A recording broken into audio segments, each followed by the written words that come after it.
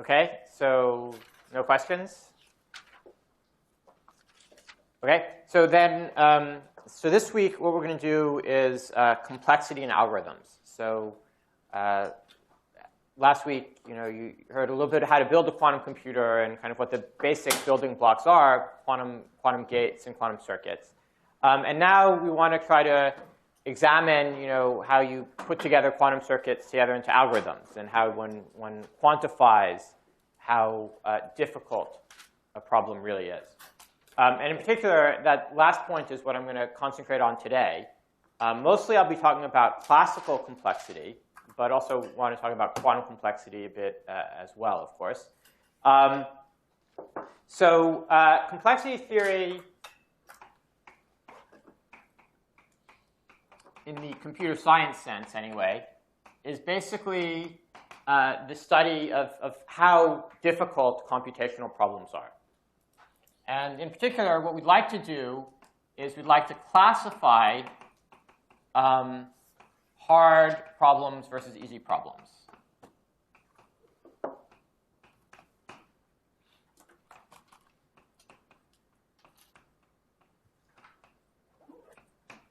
But when you start to look at this question in a bit more detail, it's not exactly clear what it means. So what does it mean for a computational problem, to be hard versus easy, right? I mean, you could say, well, I don't know, there's some long amount of time t, and if the problem takes longer than time t to solve, then it's a hard problem. And if it takes less than time t, then it's an easy problem.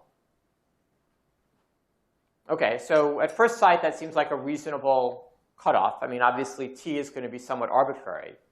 But if you think about it, there's at least one really big problem with that, which is that whether, based on that definition, whether a problem is hard or easy depends on what computer you're running it on.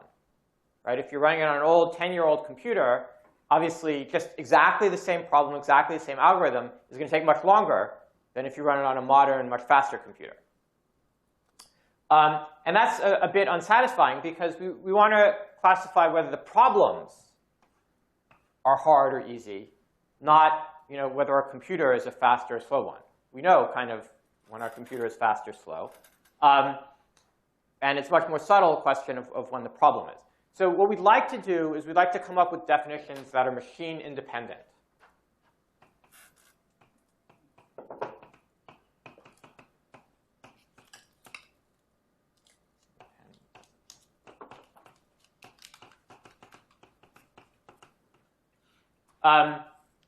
So if the running time is not the right thing to look at, maybe we should look at the number of computational steps, right? Say the number of gates in the circuit that are needed to solve this problem.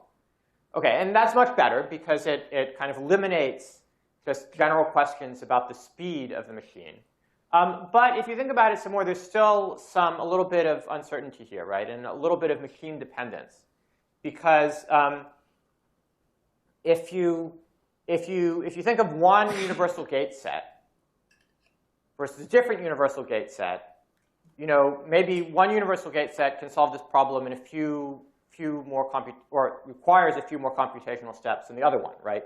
I mean, if you have to build your Toffoli gate out of pi over 8 gates, this is a quantum example, pi over 8 gates and Hadamard gates versus just using the Toffoli gate by itself, that might make it a little bit slower, right, in terms of requiring a few more computational steps.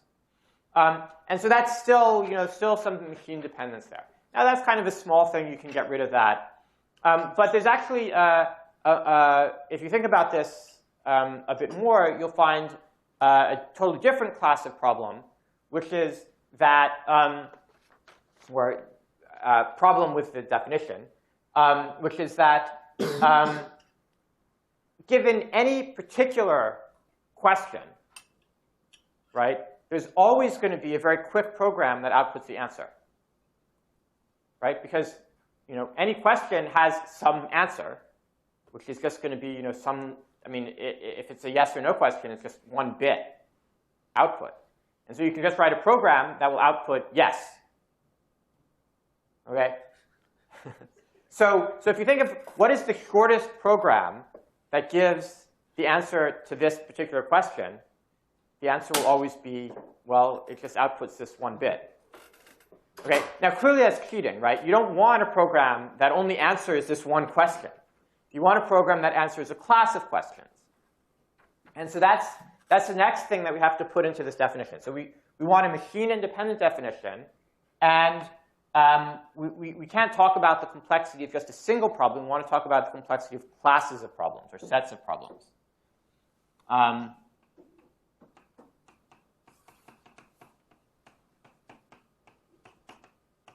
And normally, of course, we're going to talk about sets of related problems. You know, well, OK. I'll give you an example in a little bit.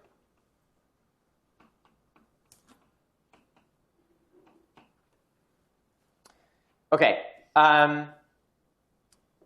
Yeah. So OK. So here actually is a good example, a good place to give the example.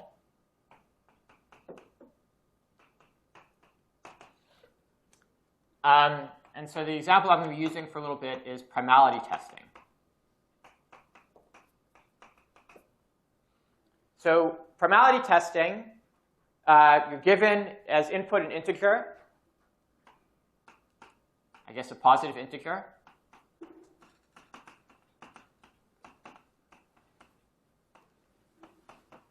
And you're supposed to answer the question, is x prime?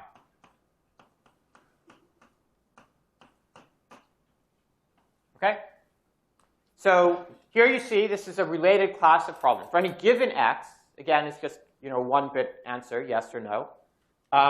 But when you run over all possible x's, then it's a big class of problems, and we're actually can meaningfully talk about the complexity of this problem. OK, so in order to do so, let's see, a little bit of space maybe. So in order to do so, let me make some basic definitions. So this is notation. So this obviously is the set of 0 and 1.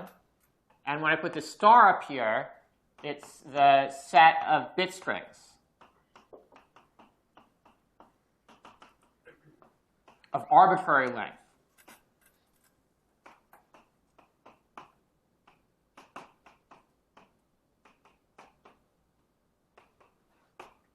And then this absolute value notation gives the length of a bit string.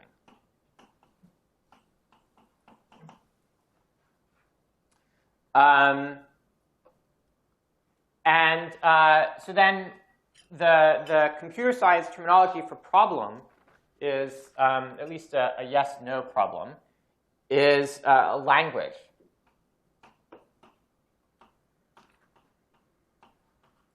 And language is just a subset of all possible bit strings.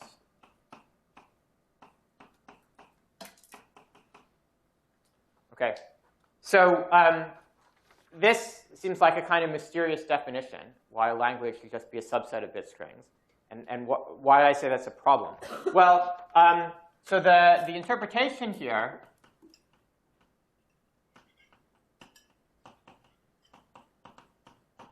is that we're talking about a decision problem.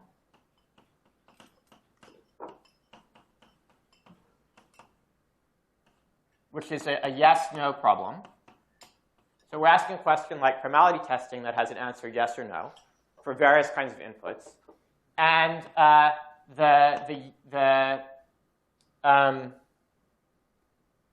the yes instances, so the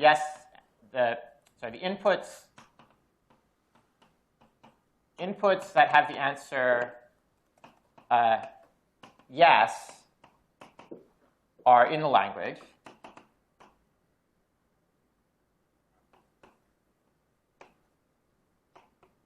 And the inputs with the answer no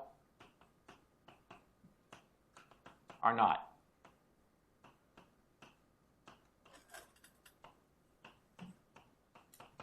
OK? So now you can see why a subset actually corresponds to a function, right? It's a subset that gives you all the yes answers, and then the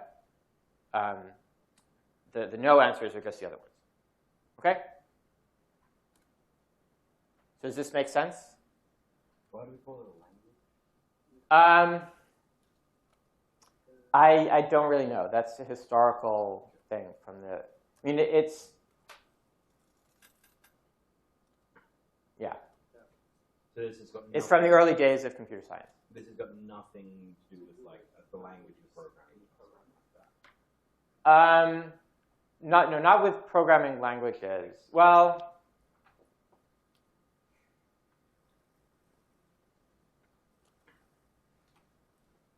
It might in some sort of, again, historical way. I mean, there's certain languages, programming languages, that you can kind of express a little bit more like this. If they're making kind of true statements, and you kind of build up true statements with longer and longer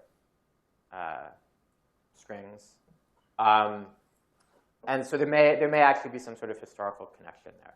The other thing is, I mean, it also relates a little bit to language as in what we speak, in the same sense that there's kind of formal languages of some. So for instance, you can say some sentences are grammatically allowed in the language and some are not. So you can think of that at a formal level of, again, as a subset of a string of characters. And you can kind of write down, I mean, in these formal languages, you can write down formal rules that say some of what is allowed. Yeah? Are we okay with it being like countably infinite, this set? Yes. In fact, that's what we want. Because if it's not countably infinite, so there's only, it's not, well, okay, so it's, I mean, so if there's only a finite, if the language is only finite, then it's always going to end up being kind of easy for the reason that I said before. So if there's only one example, one thing in this language, then you can just check if that's the input that you have, and if so, output yes, otherwise you output no. And if there's only a finite things, then you just go through the list.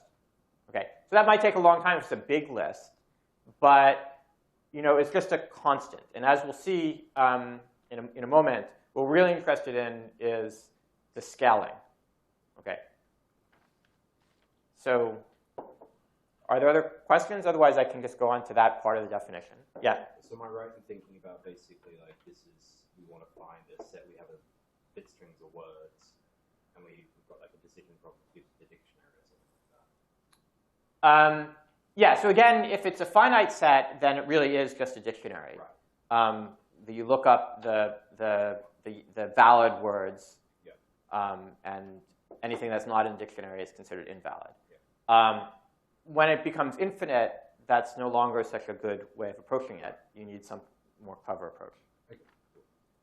Okay?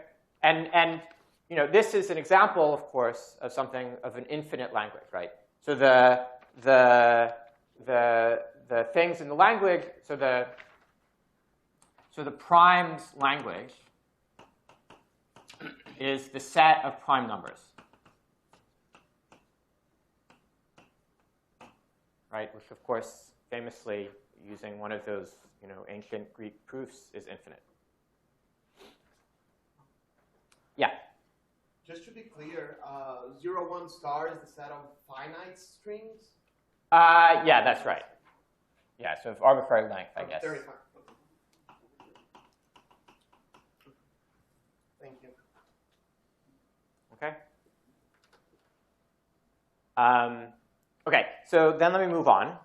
So more definitions. So we say that an algorithm, which I guess I'm not going to define, but I could informally if you need it. We say that this algorithm decides a language L if for all bit strings, a of x is equal to 0, which I interpret as no, if x is not in L, and A of x equals 1, yes, if x is in L. And then we say, in either case, we say that x is an instance. It's the word I tried to use before, but hadn't defined yet, of L. And you either say it's a yes instance or no instance, depending on which case you're in. And sometimes actually we talk about promise problems. So that terminology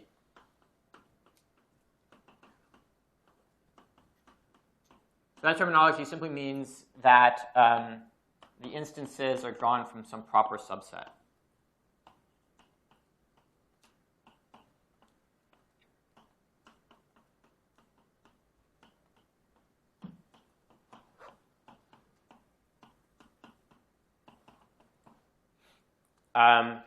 So primality testing is not a promise problem because the instances are all positive integers, right? And so any bit string can be interpreted as a positive integer. The yes instances are the prime numbers. The no instances are the composite numbers. And I guess depending how you define it, one could be in either category.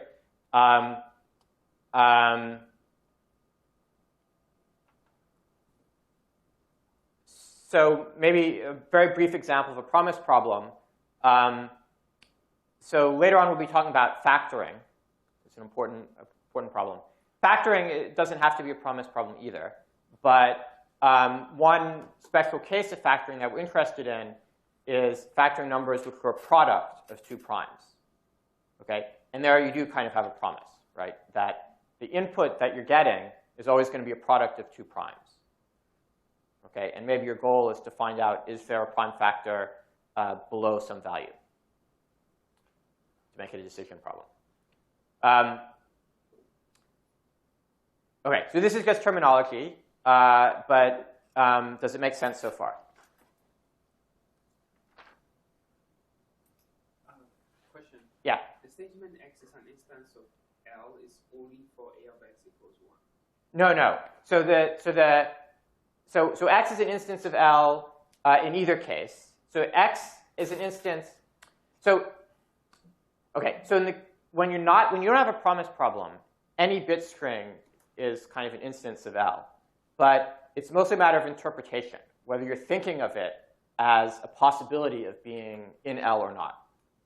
Okay. So you have the yes instances where x is in L, and the no instances where x is not in L. Now, in a promise problem, then there is a real meaning here, in that the instances are only things that satisfy the promise, that are in this subset. Yeah. Does the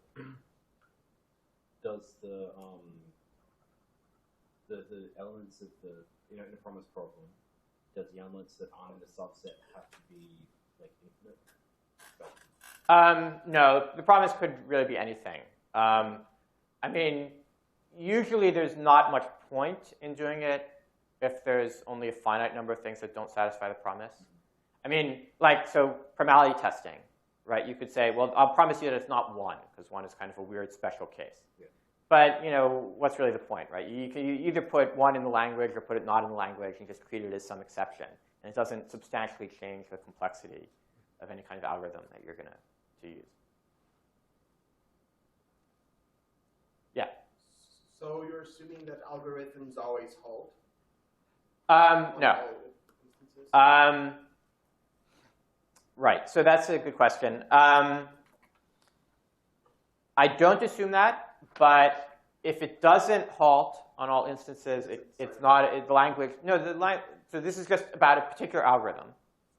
Okay, but if this particular algorithm doesn't halt for this language on all instances, then it's not deciding the language.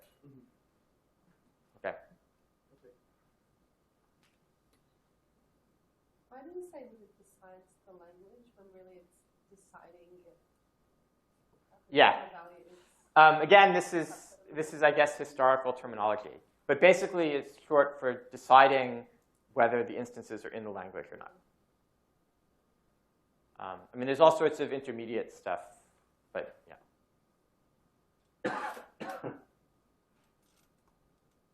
Okay? So, a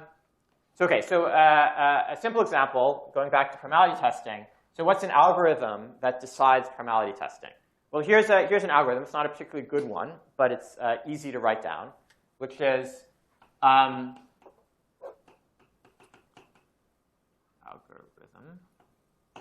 So we'll run through all y that are between 1 and x, and try dividing y into x. And of course, if y does divide x, then halt and output no, because x is clearly not prime. And if we reach the end, then we output yes. Okay? So everyone agrees that this algorithm decides this language, I hope. Okay?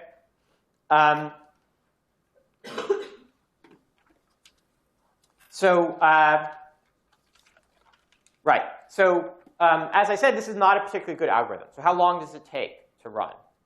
Well, we have, in the worst case, we have to try, I mean, in the case where it's a prime number, we have to try basically x different values of y. And each time we divide y into x, that takes, well, y is, well, so x is log x bits long, log base 2. And y could be up to log x bits long. And I believe if you kind of run long division, that'll take a time that's about the product of the length of y with the length of x. So it's about potentially up to log x squared time. And we have to do x of those. So, so the time, meaning the number of steps, is roughly x log squared x. Okay. And the input size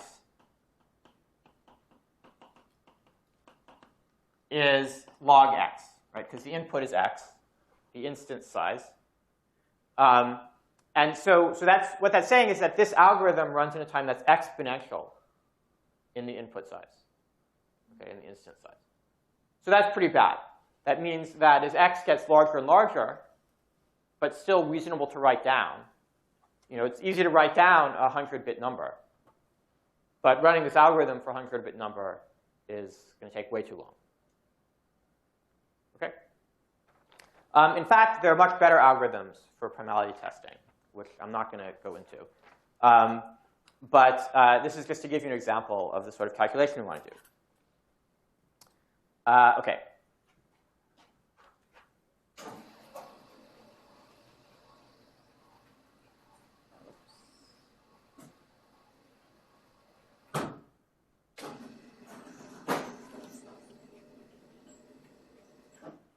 So in that calculation, I guess one thing that's worth pointing out is I talked about the time it took when we had a prime number, right? Because that's the longest case. Obviously, sometimes that algorithm will be very fast, right? If you have an even number, then it'll end very quickly. Okay. But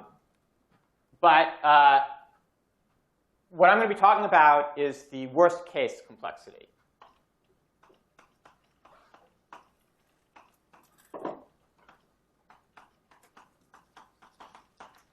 And so people do talk about other things, but this is kind of the most common and average case complexity. It can be kind of complicated.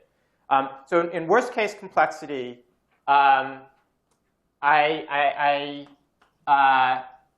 first of all, I insist that the algorithm works on all inputs.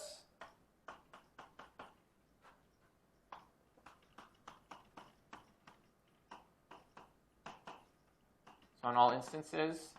And I'm going to take the time, the complexity, for the worst possible input. Okay. So the advantage of worst case complexity is that when I calculate the worst case complexity, I know that if I run that long, I will get an answer, right?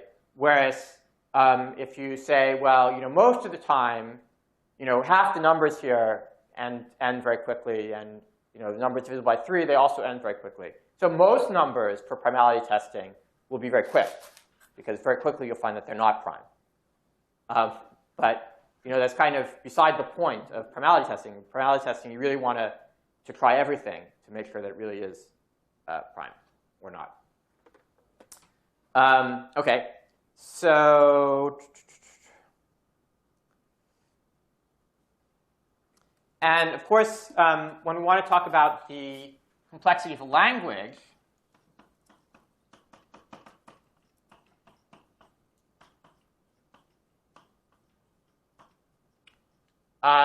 we're going to take not just the first algorithm we thought up, like in the case of primality testing, but we want to take the best. So the complexity of the language is going to be the complexity of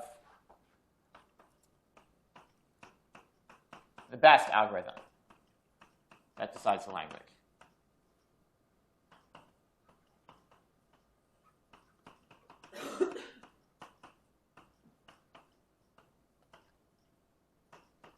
And again, this is the best worst case complexity for the algorithm. So we take the best over algorithms of the worst over inputs.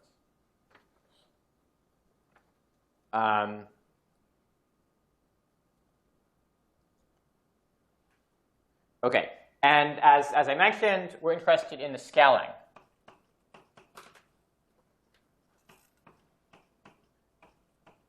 So how does the complexity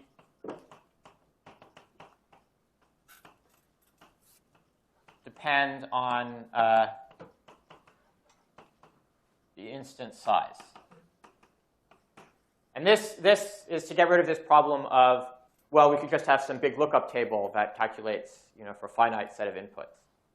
This is really telling us how the complexity changes as we go to very large sizes, which is really telling us kind of how involved the problem is. We're separating out cases where the problem takes a long time because there's a lot of inputs versus problems that take a long time because it's actually a very complicated calculation that we have to do. OK, but we're not quite done. So one thing to note is we still want to get rid of that machine dependence, right? So if we calculate the exact number of steps, then, for instance, we have this problem of, well, one universal gate set versus another universal gate set might take a different number of steps. So what we're going to do is we're going to ignore constant factors.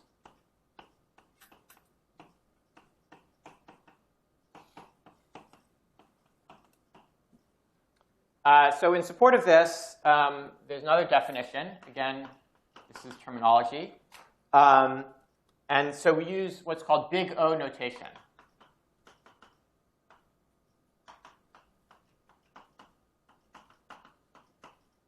And so big O notation says that a function f of n is big O of some other function g of n if there exists constant c such that f of n is less than or equal to c g of n for all n. Okay? So this is getting rid of those constant factors. We can talk about so up there, I said it was about x log squared x was the running time of that algorithm. So using this notation, so what does the about mean? Well, there's various things I left out. I didn't say exactly what the time for multiplication was, and there's probably a half or something because a lot of the numbers are actually shorter than that, so it takes less time to divide them. So really, what I meant up there was that the running time is O of x log squared x. Okay, so that's how we use that to get rid of those constant factors. Okay? Is everyone okay with this so far? Okay, but even getting rid of the constant factors actually doesn't get rid of the machine dependence. Yeah, so I haven't really talked about different models of computation, but there are a lot of different models of computation. So for instance, I talked about the circuit model, but there's also a Turing machine model and a variety of other things. Even within the circuit model, you can think of, say, circuits with the bits arranged in 1 dimension or 2 dimensions or 3 dimensions, or just allowing gates between any pair of bits. And when you do that, when you can think of these different models of computation, what you'll find is that it's not just constant factors between them. Sometimes it's worse than that. Sometimes different models of computation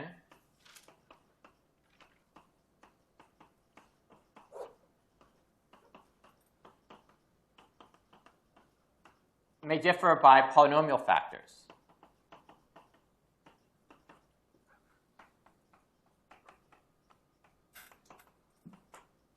So if we have something that's O of G of X in one model of computation, then in another model of computation, it might be O of some polynomial of G of X, or sometimes G of poly X. Did I get 1, 2, 3, 1, 2, 3? Okay, so really when we talk about complexity, we want to have things that not just ignore constant factors, but ignore polynomial blow-ups as well. And so bearing that in mind, we're finally ready to actually define a complexity class. Yeah? Polynomial of any degree. Of any degree, that's right. And the reason for that, well, okay, I mean, so yeah, so most of the different models that people talk about will not differ by arbitrary degree polynomials. There'll be linear factors or quadratic, maybe. Maybe third order, but generally not. The thing is that we'd like to have something where we don't have to worry about that at all. And it's much more straightforward to do that. I mean, let me write down the definition, and then let me just answer that question again. So, okay, so the definition of a complexity class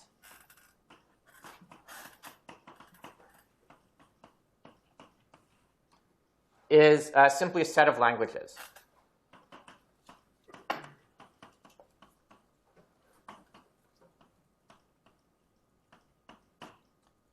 But one particular very interesting example of a complexity class is P, which stands for polynomial.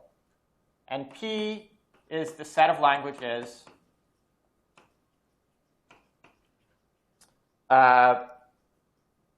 which can be decided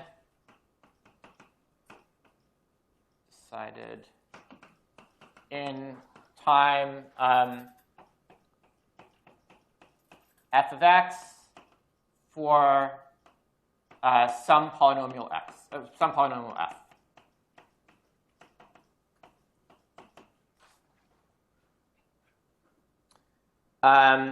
Okay, so to get back to your question, so this is any polynomial. This could be n to the 780 if that's what you find. The thing is that this class is robust under polynomial changes, okay? And if you just said, well, okay, I only care about polynomial changes up to quadratic, then it becomes much harder to draw a nice line here, right? You might also say, well, n to the 780, that's crazy. I would never want to run an algorithm that actually takes that long. So let me cut it off and say, n to the 5th. Maybe that's going to be in my class P. But of course, then if I go to another machine, that's n to the 10th, right? And so maybe I should actually be drawing the line n to the 10th But you see, then I would have to say which machine it's going to be on, right? Whether it's going to be on the fast machine or the slow machine. And maybe there's a machine I haven't thought of that's a little bit faster, a little bit slower.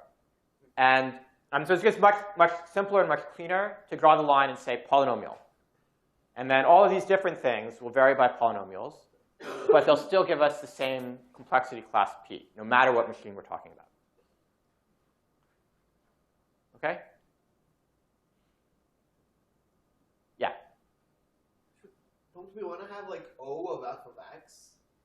Definition of Yes, but the O is kind of absorbed in the fact that it's any polynomial, right? So n to the 780 is a polynomial, but so is 1,000 times n to the 780. Okay, and both of them are O of n to the 780, but it's the same. I mean, it would give the same answer. Oh, so in time you mean within that bound? Exactly that time. That's why Yes, that's right. That's right. It doesn't have to be exactly that time. First of all, on different inputs, it can take different amounts of time. But I guess you're right that that's something that runs in time n to the 1.5, and there are such algorithms.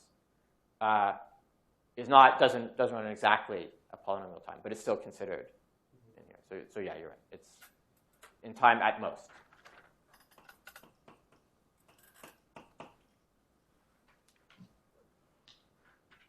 Okay.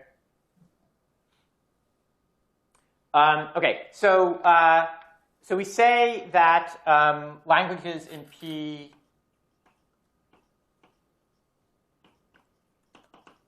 these are the easy ones. In this case, I mean easy for a classical computer. Ones not in P are the hard ones. We say a polynomial time algorithm is an efficient algorithm.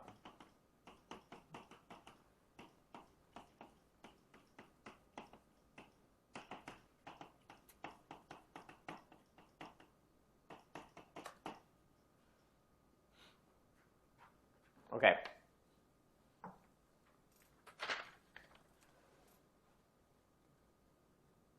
Okay, so that algorithm that I gave you up there for primality testing, that's not an efficient algorithm, right? Because as I said, it takes exponential time in the input. But it turns out, and this is not at all obvious, that there is a polynomial time for primality testing. But it's not something that's really easy to find. And in fact, it wasn't discovered until 2002, even though this is a problem that a lot of people have been interested in and worked on.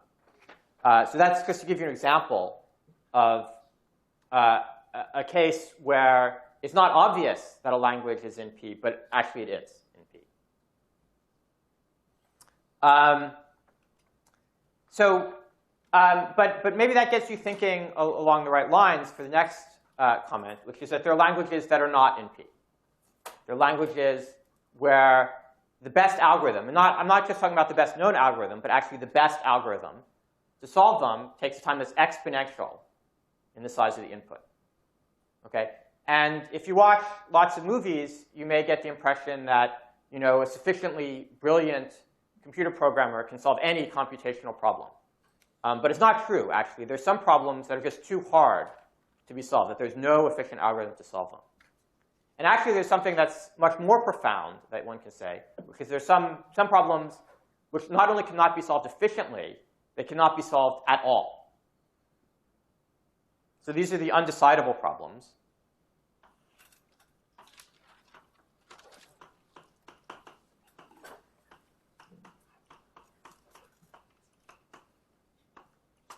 So undecidable problems have no algorithm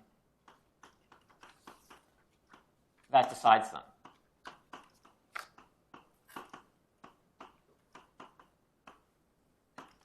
And so the kind of the standard example of an undecidable problem is the halting problem.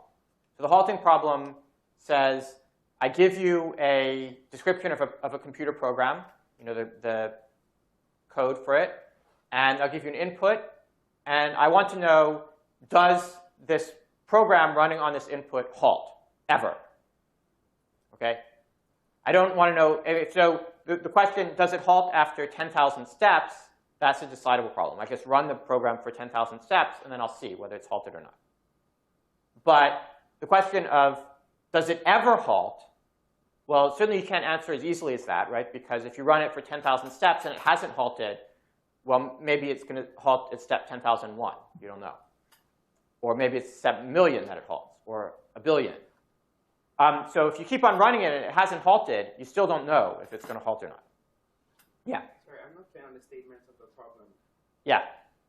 You might as well look for a halt command inside the program. Well, no. So the point is there might be some loop. So you could have a halt command written in that code, but maybe there's some loop that never ends.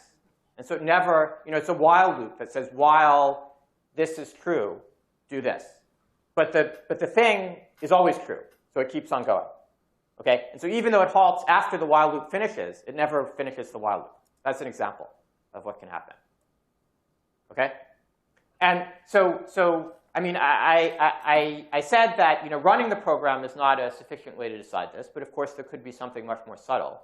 But you can prove, this was one of Turing's great discoveries, you can prove, in fact, that there is no algorithm to decide the halting problem. Not no efficient algorithm, no algorithm at all. OK, so that's fairly shocking, although it's had decades to permeate into the popular consciousness. But if you start to plug that insight back into the questions we've been talking about so far, it might make you a little bit worried. Right? I said I wanted a machine-independent method of classifying the complexity of problems.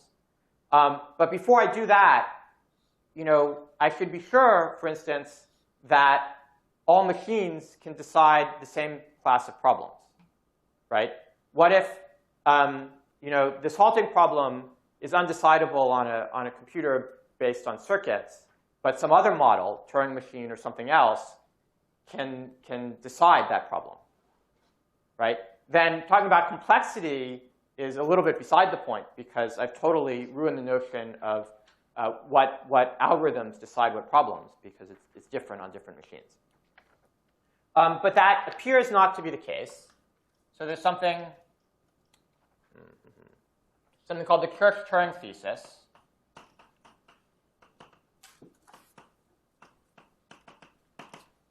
And the Church-Turing thesis says that all physically reasonable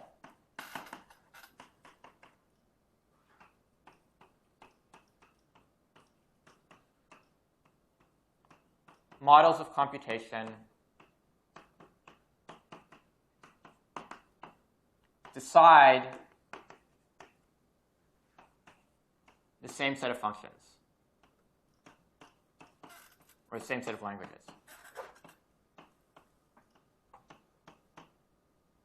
Okay? Now, this physically reasonable is kind of weird from a computer science perspective, although for a physicist, I guess it seems reasonable. And it's really necessary, because people have come up with all sorts of crazy models of computation. And some of them can actually solve undecidable problems. So for instance, if you have an analog computer, where you're no longer working with bits, but continuous variables in the memory, and this analog computer has infinite precision. Turns out that a computer like this can actually solve some undecidable problems. Okay? But of course, it's not physically reasonable, because infinite precision, that's not reasonable. And to bring back to the topic of this class, you might worry about quantum computers, right? So that's a different model of computation. It's outside what people normally think about. But it turns out that quantum computers actually do decide the same set of problems, assuming, again, you don't assume infinite precision of some sort. So how can you decide? So given a quantum algorithm, so you have some quantum circuit, how on a classical computer could you decide what the output of that is going to be? Well, each quantum gate you can write down as a matrix. It's acting on an n-qubit Hilbert space. So that's a 2 to the n dimensional Hilbert space. So it's 2 to the n by 2 to the n matrix. OK, so that's big. But it's something that you can write down. And you multiply these out. OK? And then you'll get the overall unitary that this thing does. And you look at the appropriate matrix element to figure out what the probability of, say, a 0 output is going to be. Or maybe you have to add up a bunch. In any case, you can do that, right? It's just some very long computation. I guess there's one thing you have to be careful about, which is the amplitudes. Again, they have potentially infinite precision. But you can't measure that in a quantum computer anyway, right? Because when you measure probability of one outcome, you're only getting an approximation to the actual amplitude. Okay. So if you plug that in, you say, well, I run the quantum computer so many times, I can only calculate probabilities to this many digits, and so I only need to keep track of that many digits when I'm multiplying these matrices together. Yeah? Just a quick clarification. This says nothing about which complexity class they're in, right? So That's right. So this is just whether they decide or not. Right. So it's the complexity class of decidable versus undecidable. So a quantum computer might do it faster, but it That's right. do the same set of problems. That's right. And certainly the way that I just said of doing it means that there'll be not just a polynomial blow-up for the quantum computer, but an exponential blow-up when you go from a quantum algorithm to a classical algorithm. So that's the next thing we need to worry about.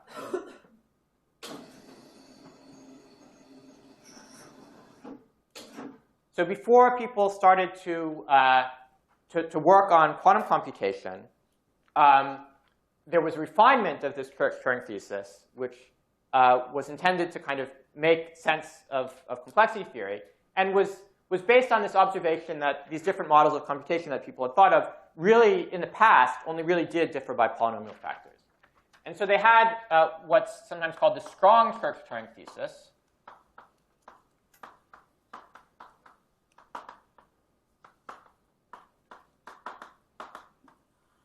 And that says that the complexity of languages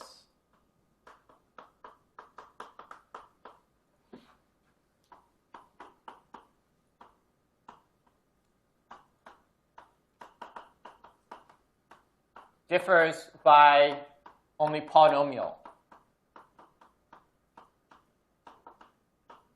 factors between physically reasonable. Well, maybe I should say on physically reasonable. In physically reasonable models of computation.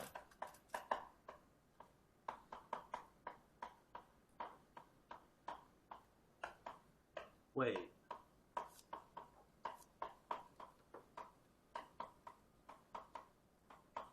Does that mean that quantum computation can't solve something fast in exponential time if you can't do it with classical computation? Well, if it were true, it would mean that. Okay. And so this is one of the kind of profound philosophical impacts of quantum computing for classical computer science. So quantum computers seem to violate this strong Church-Turing thesis. Okay? And that, of course, is what I'll be talking about for most of the rest of the week. Well, at least for part of the week. And to the extent, I mean, there's a small number, I think a small number, but there's certainly some classical computer scientists who are so devoted to the strong Church-Turing thesis that they refuse to believe that quantum computers can work. Either there's actually some efficient classical algorithm that will simulate quantum computation, which is possible, or they think there's something wrong with the model that somehow they can't actually be built, something like that. But this is really a big deal, right? This means that while we can classify the complexity of problems without worrying about what machine, mostly we do have to worry about whether it's a quantum machine or a classical machine. We're going to get a different complexity class for quantum algorithms than for classical algorithms. So this is not actually proven. No, in fact, none of these. This other Church-Turing thesis is not proven as well. Okay. And if you look at it, how can it be proven, right? It says all physically reasonable models of computation. That's an undefined term. What's a physically reasonable model of computation? Something that decides the same set of languages. Well, I suppose in that case it becomes a definition rather than a. But clearly that's not right either, right? Because there's also going to be some physically unreasonable models of computation that decide the same set of languages. Mm-hmm. So it's not a great definition even if you want to use it as definition. And it's particularly not a great definition when you start to apply it to the strong Church-Turing thesis, and you run into the possibility that people could actually build things that you decided were physically unreasonable. Okay. Okay. So let me just put up one more Church-Turing thesis, which is the quantum Church-Turing thesis.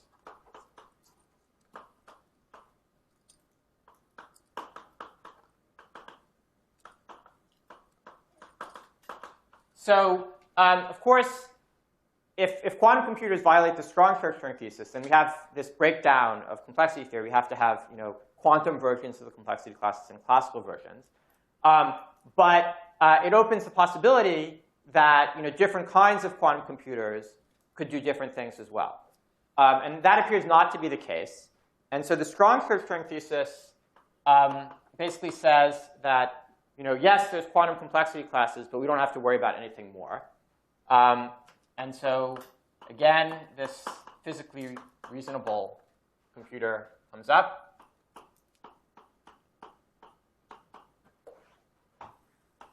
And we'd like to say that any physically reasonable model of computation can be simulated in polynomial time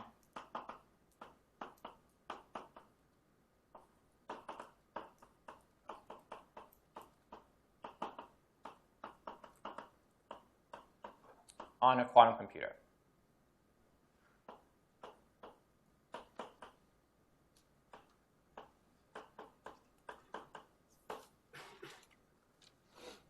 Okay. Now, it's certainly possible, based on our experience with quantum computers, that there will be some other kinds of model of computation, I don't know, string theory computer, black hole computer, something like that, that brings in new laws of physics that let us actually do better than a quantum computer. But for the moment, this seems to be the case. Certainly anything that anyone is imagining building today seems to fall in this category. You'll occasionally see claims to the contrary, but usually they're either just blatantly wrong or run afoul of this physically reasonable part. OK, so let me end then with one last definition. So we talked about the complexity class P. So that's a set of things that can be done efficiently on a classical computer, the easy problems for a classical computer. And now, as I've told you, we need a different complexity class when we're talking about quantum computers. So that one is called BQP.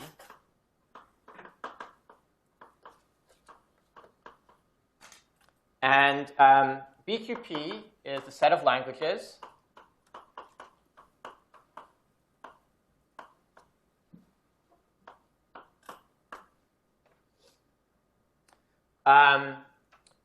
and for these languages, there's supposed to exist a quantum algorithm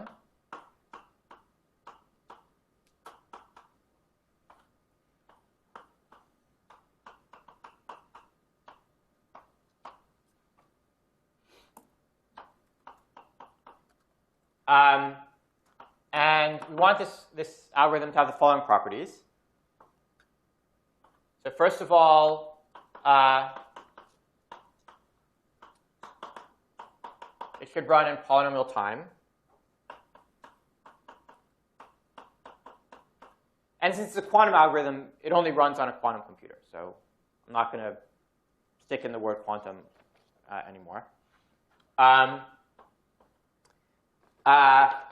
And OK, so when x is a yes instance, we want this algorithm to output yes.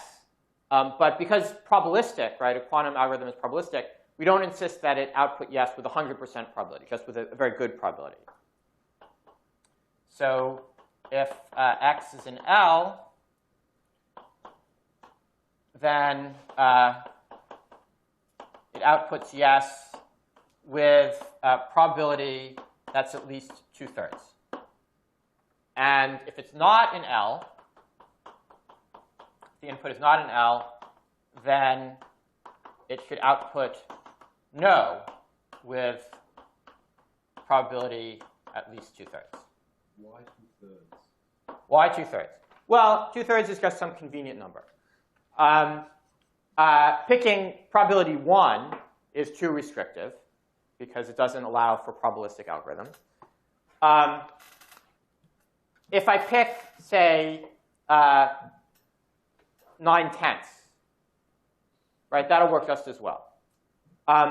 The thing is that if I have an algorithm that succeeds with probability 2/3, and I run it twice, or 3 times, or 10 times, I will increase my confidence that it's correct, right? And so by taking the majority of those 10 runs, I will get an algorithm which is still polynomial time because I've only multiplied by 10, but I'll give one that outputs yes with probability greater than or equals some number that's larger than 2/3. And here's, again, some number that's larger than 2/3. Okay? And that's true for any constant, right? Whatever the constant is here, provided it's between 1/2 and 1, strictly between 1/2 and 1, I can magnify it, make it closer to 1 by repeating. Okay? So 2/3 doesn't really matter. It's just some convenient thing. And it's kind of nice and symmetric because it's, this is also saying that it's outputting yes with probability at most 1/3. So it's 1/3, 2/3 is the distinction.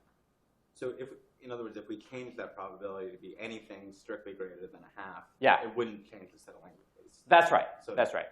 So this is this is for definiteness, and that sort of thing is the sort of property that we like out of complexity classes, that it's not sensitive to small changes in the definition, like changing this constant.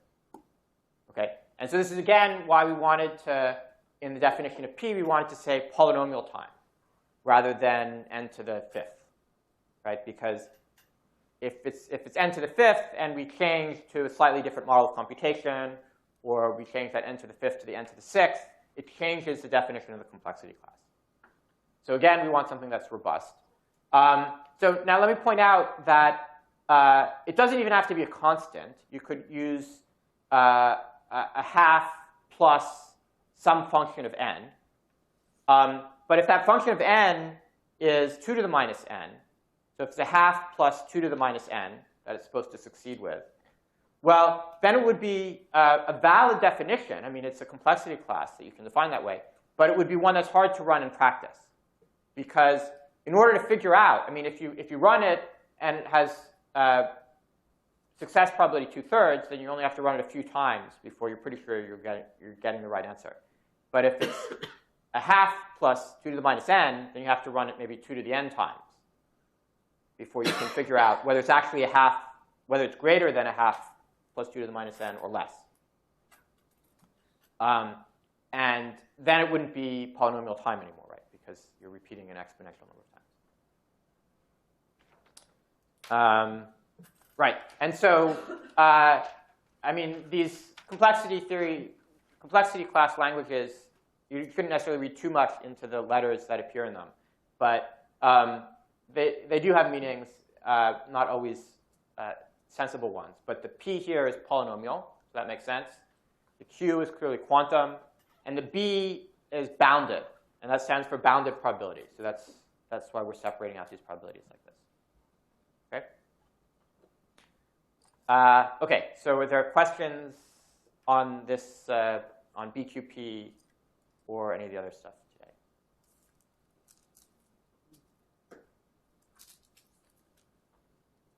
Yeah? It seems a bit unfair to compare that with P, because P has to give the right answer all the time. Yeah. So, so there is a classical complexity class called BPP, and the extra P is probabilistic. The B is again bounded, And it's the same as this definition, but without the quantum. So it just says classical algorithm. Okay. However, the widespread belief nowadays is that P is actually equal to BPP. Okay. Doesn't have to be true, but people seem to believe that. But you're right, that really the fair thing to do is compare BQP with BPP. But we still think it's the case that BQP can solve various problems, certainly that we don't know how to solve in BPP. That's definitely the case. So we don't know how to do factoring in BQP. For instance, yeah. Yeah. When you say that P is equal to BQP. No. P, Okay. people believe that P is equal to BPP. Oh, okay. BQP is probably bigger. Also, I'm not sure I understand the quantum Church-Turing thesis. Like Sure. polynomial time in what? On the size of the input? Yeah. So it's always in the size of the input. But the quantum size. So if you have, so depending on the system, it can be a bit hard to quantify the resources properly. Certainly, if you have something that breaks up into qubits, then you can say, oh, well, I have this many qubits and this many gates, or whatever you're using instead of gates. And then you want polynomial time in terms of those numbers. If you have something more complicated, like anyons, that you're braiding on a billion anyons, well, in there you want to count the number of anyons and the number of crossings you do. So that's another issue that appears in all of these Church-Turing versions, which is how do you quantify the resources that you're using? So for instance, here's another physically unreasonable model of computation. I will, in this model of computation, I will do some gates.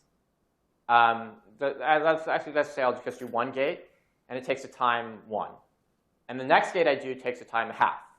And the next one I do takes a time 1/4, and so on.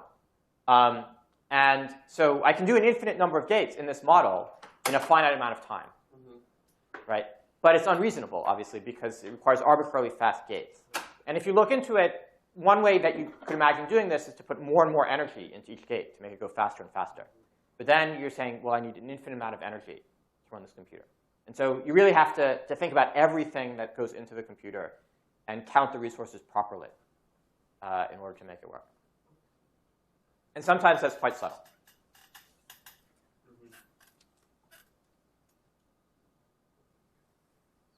Okay. Currently, stabilizer space is only known to, like, it lies within P, but it could strictly be equal. Is that right?